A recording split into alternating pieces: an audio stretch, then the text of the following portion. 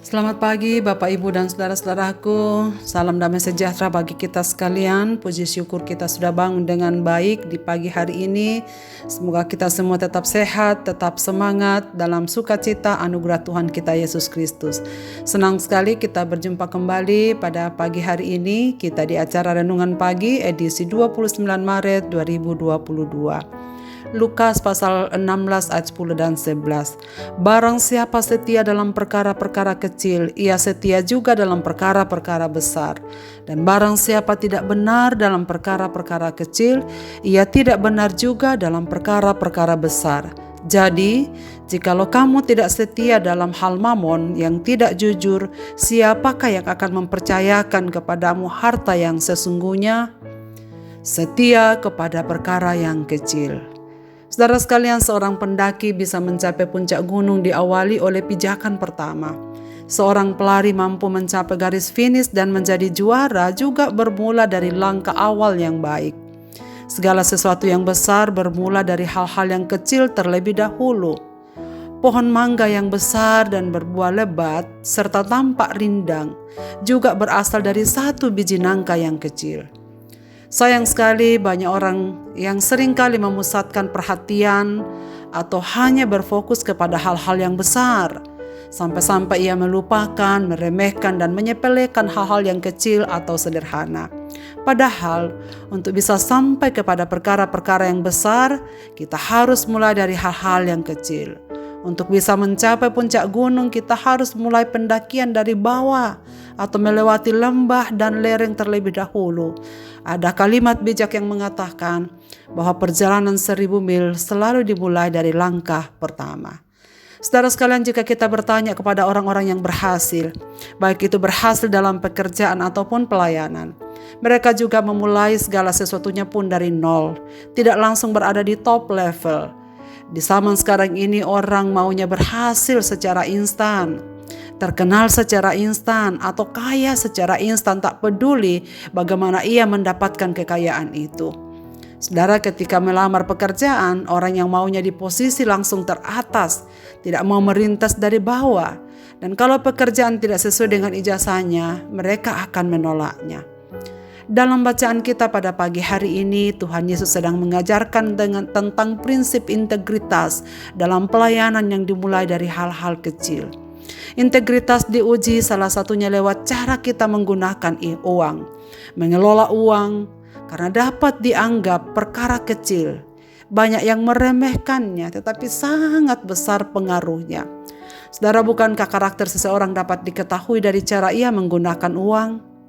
Sikap seseorang terhadap uang sangat mempengaruhi nilai-nilai hidupnya. Inilah yang ingin Yesus sampaikan. Secara khusus ia mengutarakannya kepada orang Farisi, sebab mereka lebih mengutamakan uang daripada Tuhan. Yesus ingin menyadarkan mereka bahwa mengumpulkan harta di surga jauh lebih berharga daripada harta di dunia. Mereka harus memilih antara mengasihi Allah atau mengasihi mamon. Mereka tak bisa memilih keduanya, sebab orang tidak bisa mengabdi kepada dua tuan. Ketika memilih mengasihi Allah, artinya mereka harus menomorduakan harta. Dengan begitu mereka akan hidup dan bisa menikmati kekayaan surgawi. Sebaliknya, jika memilih uang dan dunia ini, mereka akan berakhir pada kebinasaan, sebab fokus hidup mereka hanyalah mendapatkan uang sebanyak-banyaknya.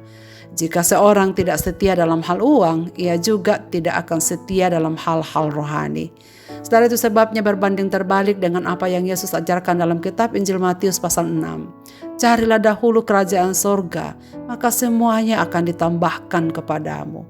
Itulah sebabnya Tuhan Yesus mengingatkan agar kita tetap setia dalam segala pengabdian kita, apapun yang Tuhan percayakan kepada kita sekarang ini. Bukannya mengabdi kepada uang. Yesus mengajak kita umatnya untuk setia dan bertanggung jawab mulai dari hal-hal yang kecil yang Tuhan percayakan pada kita. Tuhan tak akan mempercayakan sesuatu kepada kita bila kita belum bisa menggunakan atau mengelolanya atau belum bisa dipercayai untuk hal itu. Saudara sekalian, Ketika Tuhan melihat kita telah setia mengerjakan apa yang telah Ia percayakan, sesungguhnya Ia telah menyediakan selanjutnya yang lebih besar dari itu. Jadi Allah selalu melihat bagaimana kita terhadap hal-hal yang sederhana, hal-hal yang kecil, dan tidak terlalu dianggap orang lain. Saudara sekalian, jika kita mengharapkan hal-hal besar terjadi dalam hidup kita, mari belajar mengucap syukur mulai dari hal-hal kecil dan setia mulai dari perkara-perkara kecil yang Tuhan telah percayakan kepada kita. Marilah kita berdoa. Bapa di sorga, Bapa dalam nama Tuhan Yesus, terima kasih banyak untuk firman-Mu pada pagi ini. Kiranya Tuhan menolong kami untuk masing-masing setia dalam perkara-perkara yang Tuhan percayakan kepada kami dalam hidup ini, mulai dari yang kecil sampai kepada hal-hal yang besar. Mulai dari hal-hal yang sederhana, kami belajar bertanggung jawab di dalamnya, termasuk bagaimana kami melihat uang, memandang uang, dan mengelolanya dalam kehidupan kami. Kiranya Tuhan memimpin kami, supaya kami mengabdi kepada Tuhan, bukan hanya mengabdi kepada uang, agar kami melihat bahwa Tuhan sungguh dapat menggunakan hidup kami menjadi sarana memuliakan nama-Mu dan menjadi berkat bagi banyak orang. Ya Tuhan, kiranya Engkau menerapkan firman-Mu ini dalam batin kami dan mengingatkan kami supaya kami fokus kepada setia dan benar di dalam segala perkara-perkara yang Tuhan percayakan pada kami di dalam hidup ini. Ke dalam tangan kasih-Mu Bapa, hamba-Mu mendoakan seluruh pendengar renungan pagi pada pagi ini dimanapun mereka berada. Dalam pekerjaan dan kesibukan mereka, dalam rumah tangga, dalam pekerjaan, dalam segala cita-cita dan harapan mereka. Kepada mereka yang sedang bergumul dengan sakit penyakit, Bapa kasihanilah mereka dan sembuhkanlah mereka.